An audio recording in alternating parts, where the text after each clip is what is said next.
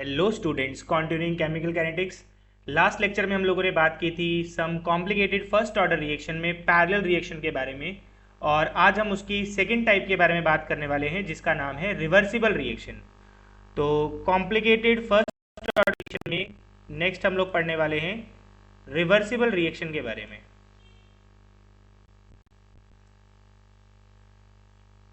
तो ये first order में ही बात हो रही है। तो मान लें आपके पास एक रिएक्शन है जिसमें ए इक्विलिब्रियम में है बी के साथ।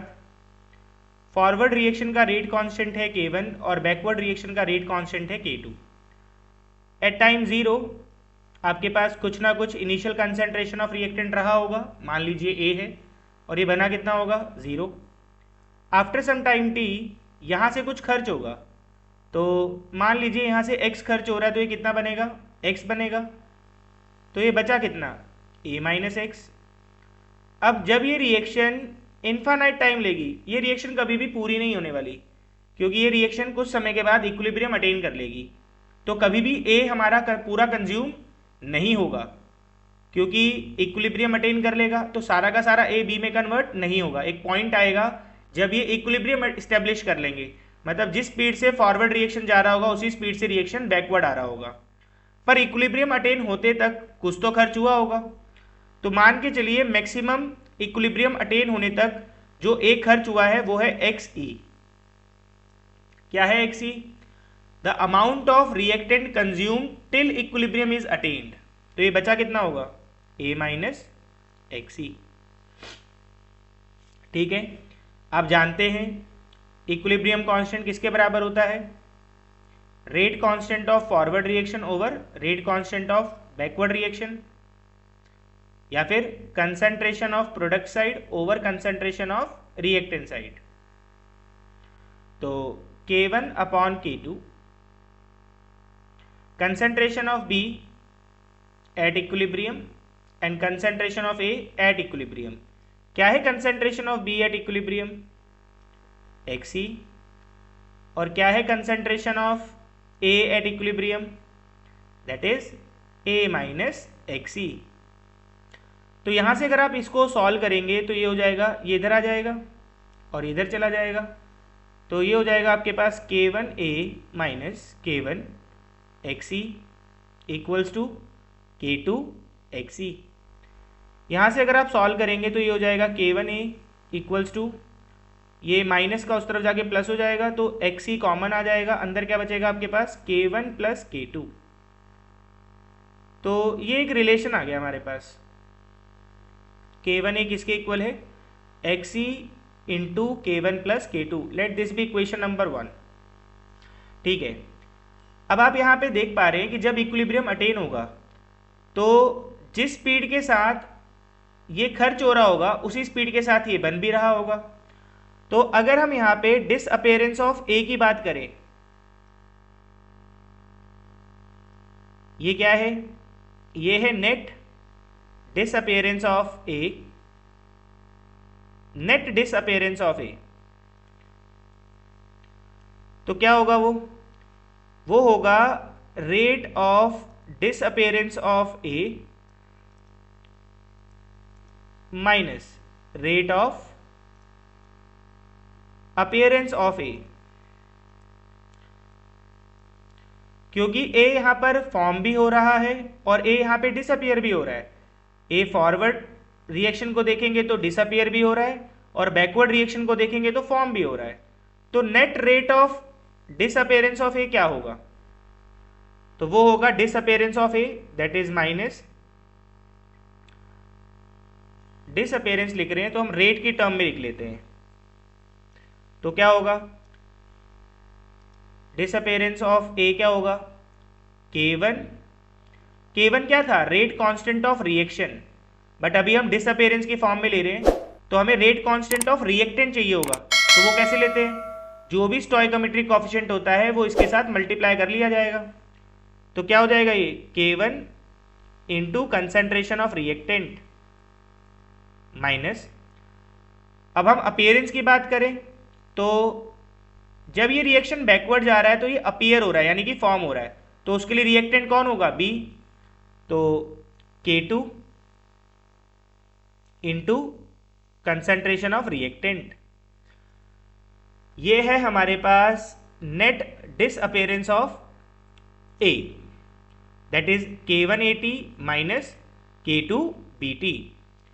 तो अब अगर हम यहाँ पे बात करें तो हमारे पास क्या है concentration of A after time t।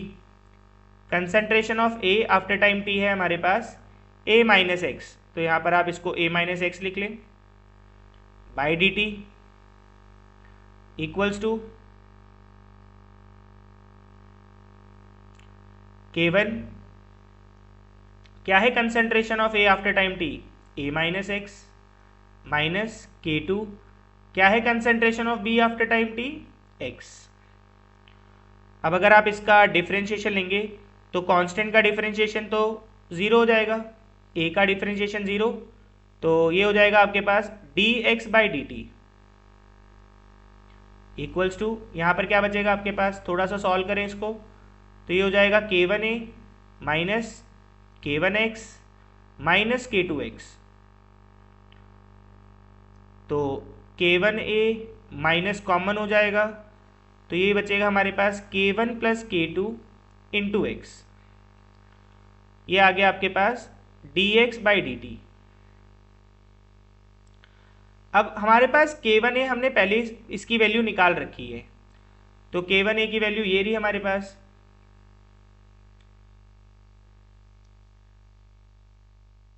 क्या वैल्यू है इसकी हमारे पास, that is XE bracket on K1 plus K2। तो इस वैल्यू को यहाँ सब्सटीट्यूट करते हैं, XE bracket on K1 plus K2 minus K1 plus K2 into x. अगर आप इसको और इवेल्युएट करेंगे तो यहाँ से क्या कॉमन हो जाएगा हमारे पास, K1 प्लस K2 कॉमन है, क्या बचेगा अंदर हमारे पास XE माइनस एक्स, ये हो जाएगा आपके पास dx बाई डी टी। बस अब अगर आप इसका इंटीग्रेटेड फॉर्म चाहते हैं तो फर्दर इसको क्या कर लेंगे, हम इंटीग्रेट कर लेंगे। तो पहले लाइक टर्म्स को एक तरफ कर लें जो इंटीग्रेट हो सकती हैं, तो ये x वाली टर्म को आप नीचे लेकर आ जाएं, dt को यहाँ ले आए, तो ये हो जाएगा dx, इधर हो जाएगा आपके पास 1 upon XE minus x equals to K1 plus K2 into d t. Now integrating both side,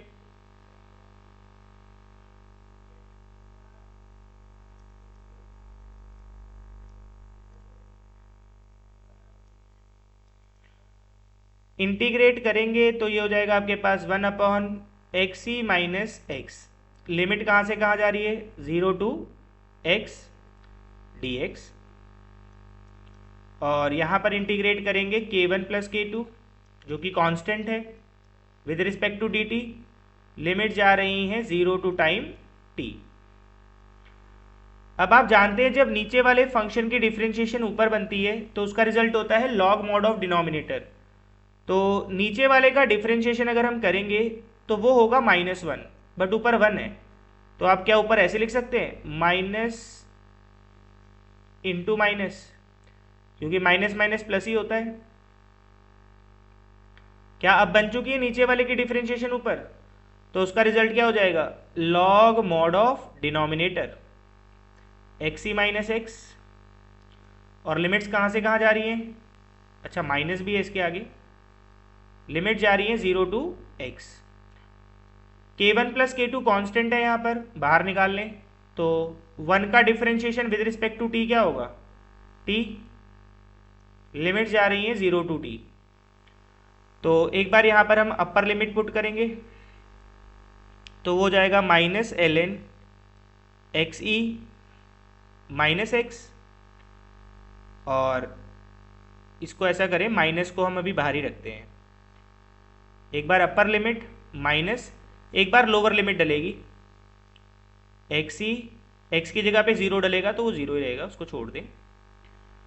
यहाँ पर हो जाएगा आपके पास K1 प्लस K2, इधर भी एक बार आप अपर लिमिट डालेंगे माइनस एक बार लोअर लिमिट, तो 0 आएगा तो सारा वेनिश हो जाएगा, तो उसको लिखने की ज़रूरत नहीं है।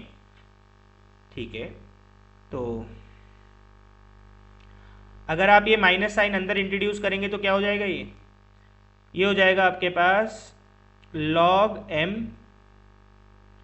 बाय एन आ जाएगा ये, क्योंकि ये माइनस अंदर आएगा तो ये माइनस हो जाएगा और ये प्लस हो जाएगा, तो वो हो जाएगा log m minus log n, तो उसका रिजल्ट हो जाएगा log m by log n equals to k1 plus k2 into T.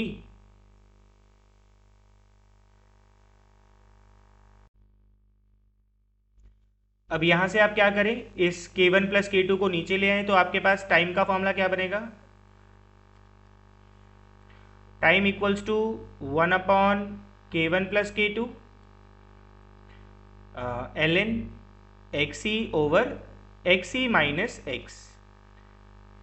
तो आपको पूरा डेरिवेशन याद करने की ज़रूरत नहीं है, आपको सिर्फ इस फॉर्मूला को याद रखना है। अगर आपको एक फर्स्ट ऑर्डर कॉम्प्लिकेटेड रिएक्शन में रिवर्सिबल रिएक्शन की टाइप का क्वेश्चन मिलता है तो आपको जस्ट ये फॉर्मूला याद रखना है, जिससे आपका न्यूमेरिकल सॉल्व हो जाएगा। तो ज़रा इसके ऊपर एक क्वेश्चन देखते हैं, इस फॉर्मूला को आपने ध्यान में रखना है। तो क्वेश्चन है जैसे आपके पास for a first order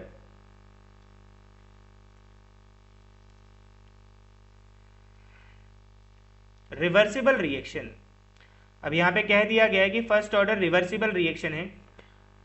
reaction दिया गया है आपको A to B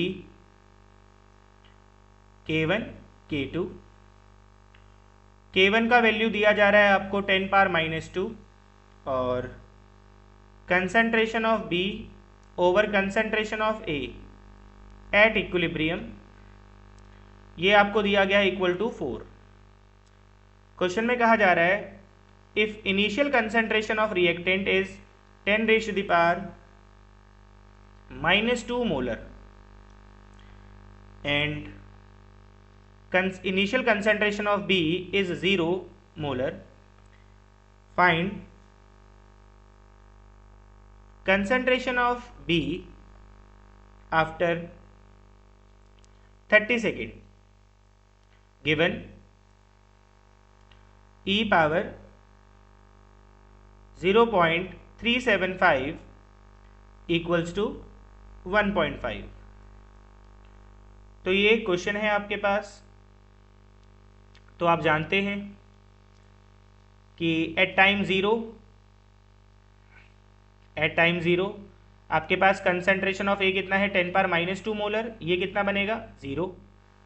after 30 second यहाँ से कुछ खर्च हुआ होगा, अब कितना खर्च हुआ है वो पता नहीं, तो ये बना कितना होगा, मान लो x खर्च हुआ है तो ये बचेगा कितना 10 पावर 2 माइनस x और ये बनेगा कितना x। अब और आफ्टर इन्फानाइट टाइम यहाँ से कितना खर्च होगा, यहाँ से खर्च होगा XE और ये बनेगा कितना XE, क्योंकि कभी भी इक्विलिब्रियम पर ये पूरा कंज्यूम नहीं हो सकता। चलो ठीक है, तो लिखो जरा इसका इक्विलिब्रियम कांस्टेंट क्या होता है। Equilibrium constant K1 upon K2 किसके बराबर आ जाएगा, concentration of product side upon concentration of reactant side, और इसकी वैल्यू आपको दी गई है कितनी 4, तो K1 अपॉन K2 किसके बराबर आ जाएगा 4 के इक्वल।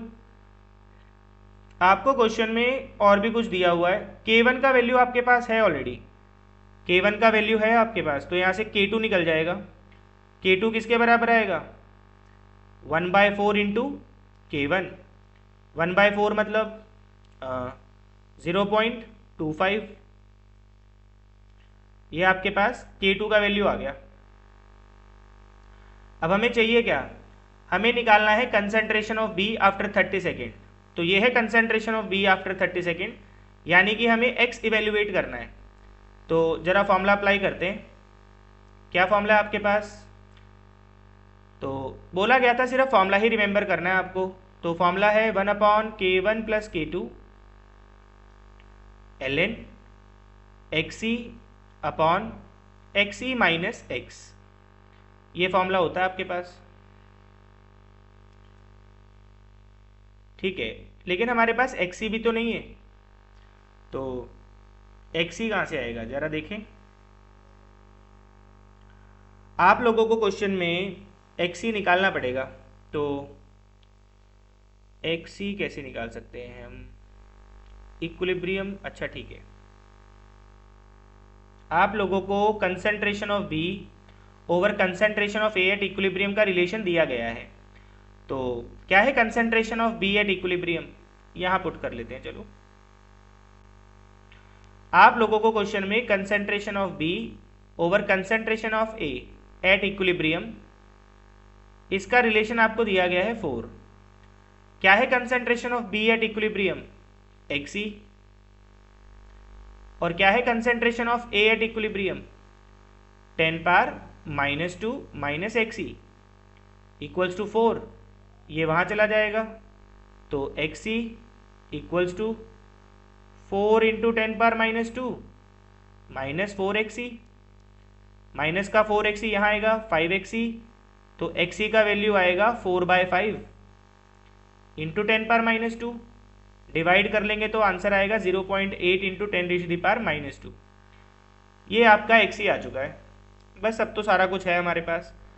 तो हम 30 सेकेंड्स के बाद बात कर रहे हैं, तो टी का वैल्यू 30, 1/K1, K1 क्वेश्चन में दिया गया था कितना, 10 पावर -2, और K2 हमने अभी अभी निकाल लिया है 0.25 इंटू 10 पावर -2, ln एक्सी अभी अभी निकाला है हमने 0.8 into 10 power -2 upon x e 0.8 into 10 power -2 minus x. बस अब हमें इसे सॉल्व करना है, तो सॉल्व करते हैं ज़रा। तो 30 इक्वल्स टू 1 अपॉन, ये हो गया आपके पास टोटल 1.25 इंटू 10 पावर -2 ln, ये ऐसा ही हो गया 0.8 into 10 power -2 over 0.8 into 10 power -2 minus x. इस फैक्टर को आप उस तरफ ले जाएं तो मल्टीप्लाई करके हो जाएगा आपके पास 100 है यहाँ पे, तो 100 10 पावर -4 कैंसिल आउट करेंगे तो चलो 30 इंटू 1.25 इंटू 10 पावर -2, डेसिमल इसका डाउन कर लें तो नीचे आपके पास 100 आ जाएगा, इससे आपका ये कैंसिल आउट हो जाएगा। 10 पावर -2 है, नीचे ले आएँ 1000 हो जाएगा नीचे टोटल, और ऊपर हो जाएगा आपके पास 3 5 15 और 12 3 36 और 1 37, 375 अपॉन 1000 हो जाएगा ये, दैट इज कलेक्टिवली 0.375। ठीक है, तो इस पूरे को सॉल्व करके हमारे पास कितना आ रहा है 0.375। सामने क्या बचेगा आपके पास ln, ये पूरा factor 0.8 into 10⁻² over 0.8 into 10⁻² minus x. इस ln को दूसरी तरफ ले जाएं तो क्या हो जाएगा एक्सपोनेंट पावर 0.375, और इसकी ही वैल्यू आपको क्वेश्चन में दी गई है over 0.8 into 10 power -2 minus x. क्या वैल्यू दी गई थी आपको 0.375 की, इसकी वैल्यू आपको दी गई है 1.5। ये डिवाइड में है, इधर ले आए इसको, तो 1.5 into 0.8 into 10 power -2 minus 1.5x equal to 0.8 into 10⁻²। तो इस फैक्टर को इस तरफ ले आएं और इस फैक्टर को उस तरफ ले जाएं, तो क्या बचेगा मेरे पास 1.5 माइनस 1 यानी कि 0.5 into 0.8 into 10⁻² over 1.5 equal to x। Decimal से डेसिमल कैंसिल आउट, 5 1 ज़ा 3 ज़ा, इसका भी डेसिमल हटा लें तो 10, व्हाट इज 8/3, 2 कैरी हो गया 6 7 इंटू 10⁻³ तो फाइनल जो आपके पास सॉल्व करके x आ रहा है वो आ रहा है 2.67 इंटू 10⁻³ यही तो हमें चाहिए था, यही तो है x, concentration of B after 30 second, that's comes out to be 2.67 into 10⁻³